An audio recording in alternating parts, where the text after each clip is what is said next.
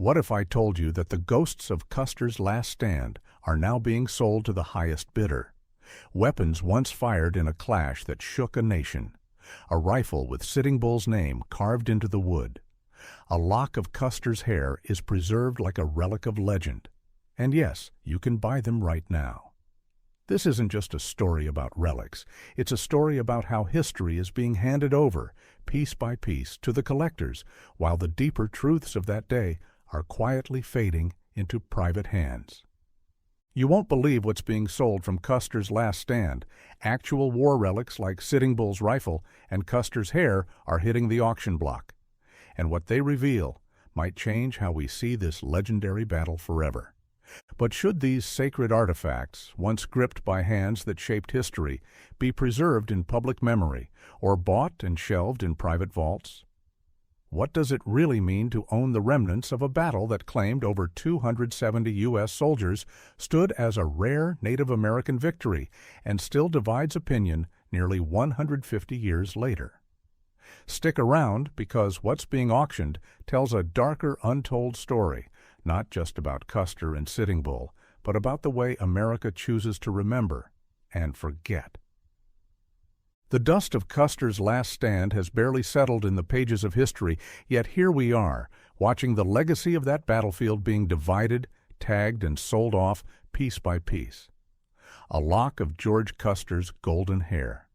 A rifle once held by Sitting Bull himself. Even General Sherman's uniform, the very man who waged brutal war against native nations. It begs the question, who has the right to own the remnants of a massacre? And deeper still, how did these objects, once carried by men at the edge of history, become trophies in glass cases? Because while some say these artifacts preserve history, others see something far more disturbing, a spiritual and cultural robbery. Weapons used against native ancestors, now sold for six figures. Sacred heirlooms and relics transferred not to museums or tribes, but to the highest bidder. And no, this isn't just about money. It's about memory, ownership, and whether America truly understands what it's putting on the auction block. On the eve of the battle's anniversary, Heritage Auctions in Dallas is preparing to sell hundreds of items tied to the Plains Wars and the infamous clash at Little Bighorn. All of it, every artifact, carries the weight of blood-soaked soil and broken treaties. So again we must ask, should relics of a native victory and a U.S. defeat be reduced to collectibles? Or should they remain sacred, untouched by the market, preserved as national memory? Because what's being sold isn't just metal, leather, or paper. It's the story of how America fought, lost, and forgot. And the story of how native resistance carved its place in a history still trying to rewrite itself. Stay with us, because what these auction tags won't tell you is the price of erasing a legacy.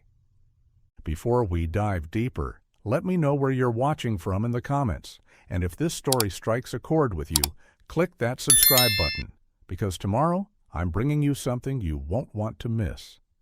Now, imagine owning a lock of George Custer's hair or holding the very rifle once gripped by Chief Sitting Bull, leader of the native resistance that changed history. These aren't just relics, they're real fragments of the Battle of the Little Bighorn, and they're hitting the auction block. From personal weapons and wartime uniforms to items tied to legendary figures like General Sherman and Captain Benteen, this auction isn't just selling objects. It's reopening a chapter of the Indian Wars that still echoes today. And at the center of it all, a flintlock carbine etched with Sitting Bull's name, Custer's gifted revolver from 1863, and the chilling presence of artifacts pulled directly from the battlefield. But here's where the controversy comes in, and it's going to raise more than just a few eyebrows. Stick around until the end to discover where you can bid on, or even see in person, these incredible Little Bighorn artifacts.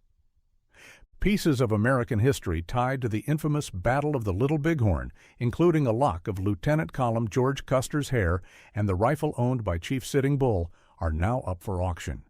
These artifacts offer a haunting glimpse into one of the most storied clashes of the Indian Wars. Will you own a fragment of this legendary showdown?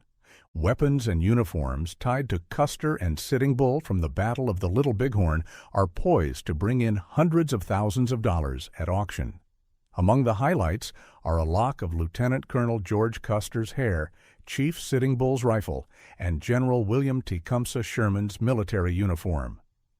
On Saturday in Dallas, hundreds of artifacts from the American Plains Wars will be auctioned off, just ahead of the anniversary of the June 25, 1876 battle.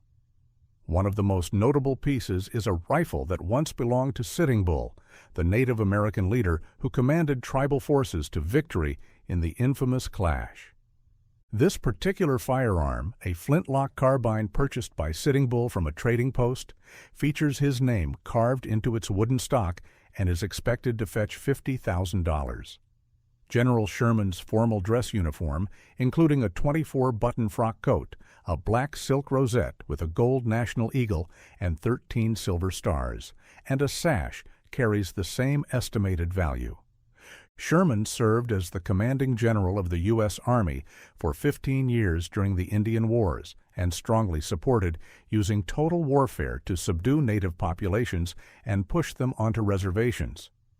Also up for auction is a .22 caliber revolver gifted to Custer by U.S. volunteers in 1863, valued at $50,000.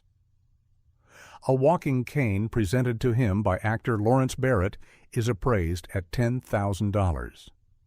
Additional Custer memorabilia includes a lock of his hair, estimated at $7,000, his personal inkwell at $12,000, a calling card for $6,500, and a family photograph valued at $1,200.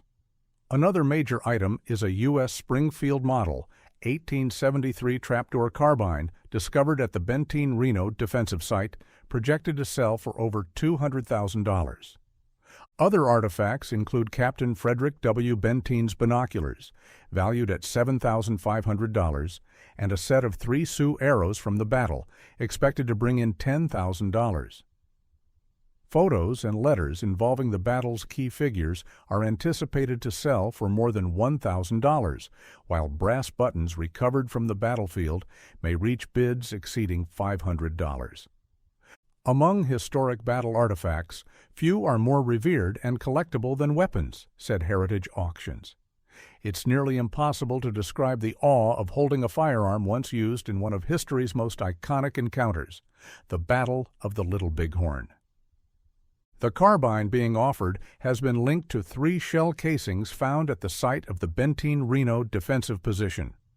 Custer, leading the 7th Cavalry Regiment, faced a devastating defeat at the hands of a combined force of Sioux and Cheyenne warriors. That pivotal moment in the American Indian Wars saw nearly all of Custer's 700-man command wiped out, while native casualties numbered only in the dozens. Custer himself was killed alongside 273 of his men, with an additional 49 wounded, in what would become the most well-known native victory of the conflict, forever remembered as Custer's last stand. And so we come full circle, from the windswept plains of Montana in 1876 to the climate-controlled halls of a Dallas auction house in 2025. What began as a brutal clash between colonial ambition and native resistance has now been reduced to collectibles with price tags. But what is truly being sold here, items or memory? These artifacts, Custer's revolver, Sitting Bull's rifle, a lock of hair, a sash of war, are more than just relics of a violent encounter. They are echoes of a broken promise, symbols of a story still unfolding. When we hold these objects, are we honoring the past or commodifying pain? The Battle of the Little Bighorn was not just a military engagement, it was a reckoning. It was a cry of defiance from native nations fighting for survival, identity, and land. Today, pieces of that resistance are being bought and sold like trophies. But ask yourself, should the symbols of native resilience and American expansionism be housed in museums or on someone's mantle? Before we wrap up, don't miss your chance to see these historic artifacts up close. Check out the full collection at dailymail.co.uk and share your thoughts on these real-life relics from one of America's most legendary battles. This journey from battlefield to bidding war forces us to reckon with how we remember history.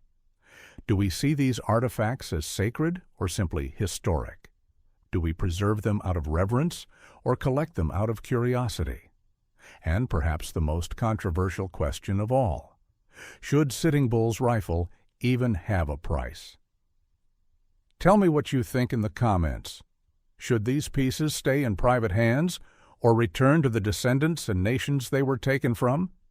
Because history, after all, isn't just something we learn, it's something we live with.